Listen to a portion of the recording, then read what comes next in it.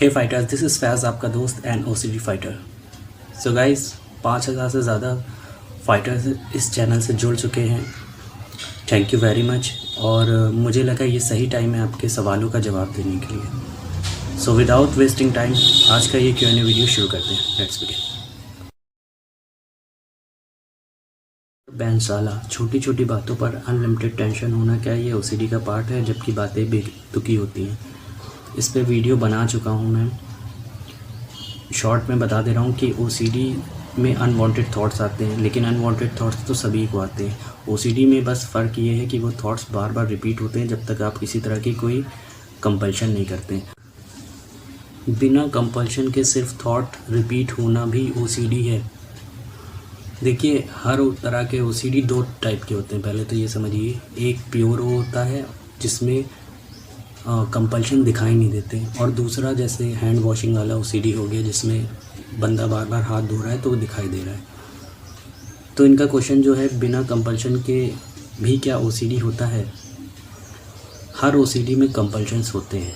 अब कुछ में वो फिज़िकली दिखाई देते हैं, जैसे बार बार हाथ धोना, चेक करना चीज़ें, कोई चीज़ छूना, तो ये सारी चीज़ें दिखाई देती हैं, ये दिखने वाले कंपल्शंस हैं। बट कुछ मेंटली कंपल्शंस होते हैं, जैसे बार बार कोई वर्ड मन ही मन दोहराना, कोई जादुई नंबर को मन ही मन दोहराना, ये सब भी होता है, जिसे प्योर ओ कहते हैं।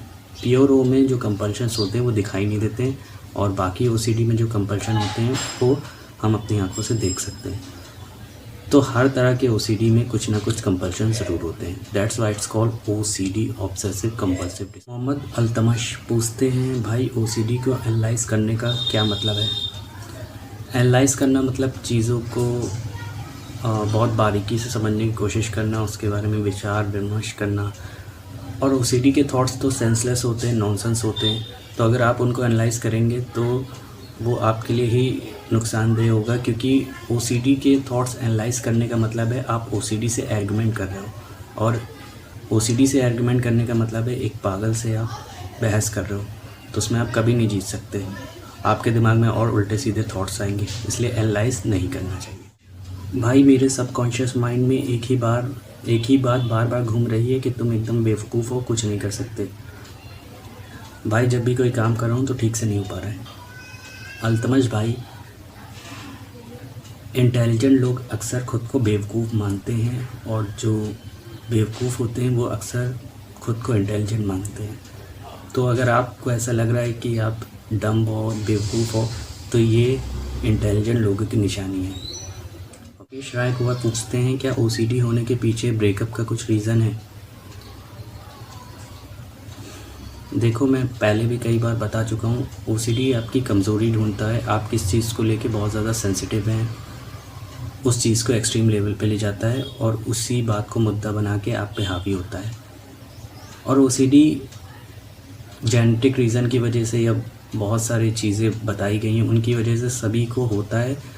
कोई एक वजह चाहिए होती है ट्रिगर होने के लिए इस चीज़ को।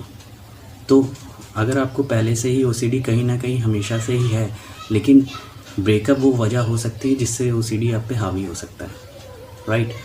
तो ये जो क्वेश्चन है कि क्या ब्रेकअप होने के पीछे क्या ओसीडी होने के पीछे ब्रेकअप का कुछ रीज़न है? नहीं। लेकिन अगर आपको ओसीडी पहले से ही है और ब्रेकअप आपका हो गया है, जो बहुत सेंसिटिव चीज़ है आपके लिए, तो ओसीडी इस बात का फ़ायदा उठाएगा और आपको रिलेशनशिप ओसीडी के सिम्टम्स हो सकते हैं। अनुपमा शर्मा पूछती हैं कि अगर किसी हीरोइन को पसंद नहीं करते तो क्या उसका ख्याल है, उसकी शक्ल है, तो क्या वो भी ओसीडी है? और इसके साथ बहुत सारे इमोजीज उन्होंने इस कमेंट में भेजे हैं।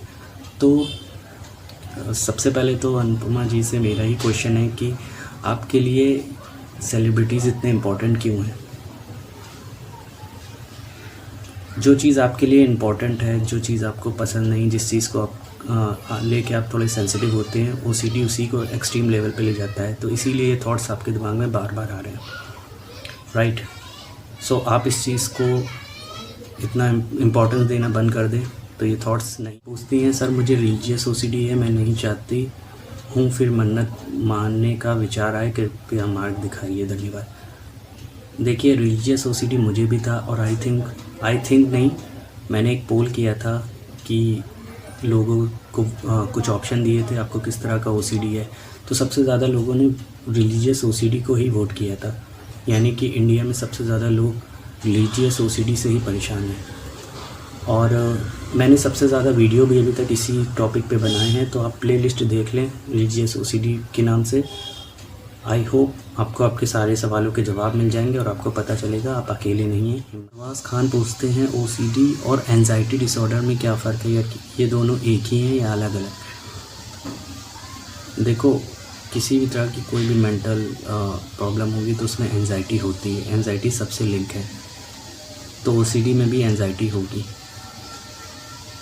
और एंजाइटी में आपको चिंता होती है, ओसीडी में एक ख़ास तरह के पैटर्न से काम करता है कि पहले एक थॉट आएगा जो बार बार रिपीट होगा, पहले एक अनवांटेड थॉट आएगा जो बार बार रिपीट होगा और उससे बचने के लिए आप किसी तरह का कोई कंपल्शन करेंगे।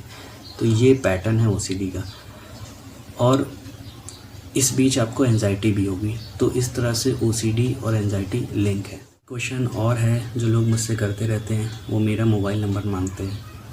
सो गाइस, मोबाइल नंबर मैं नहीं दे सकता, इसको एक्सप्लेन करने की ज़रूरत तो है नहीं, आप समझ सकते हैं। बाकी मैं इंस्टाग्राम पे हूँ आपसे बात करने के लिए, और अगर आपको पर्सनली मुझसे बात करनी है एक प्रॉपर टाइम दे के, तो इस चैनल पे जो ज्वाइन बटन है आप मुझे ज्वाइन कर सकते हैं। ज्वाइन पे क्लिक करेंगे तो सारी इन्फॉर्मेशन आपको मिल जाएगी कि क्या करना है, कैसे करना है, राइट। तो मुझे ज्वाइन करके मैं कोई आपको टाइम बताऊंगा, उस दिन हम पर्सनली बात करें। राइट गाइस, तो ये जो क्वेश्चन थे ये मुझे थोड़े इम्पोर्टेंट लगे थे क्योंकि ये काफ़ी लोग मुझसे पूछते हैं। तो आई होप आपको आपके सवालों के जवाब मिल गए होंगे आज। अगर अभी भी आपके सवाल हैं कुछ, तो 10 अक्टूबर को मैं कम्युनिटी प्लेटफॉर्म पे आ रहा हूँ, आप वहाँ पर मुझे ज्वाइन कर सकते हैं, नीचे मैं लिंक दे दूँगा। So come on OCD fighters, let's beat OCD together. Thank you very much.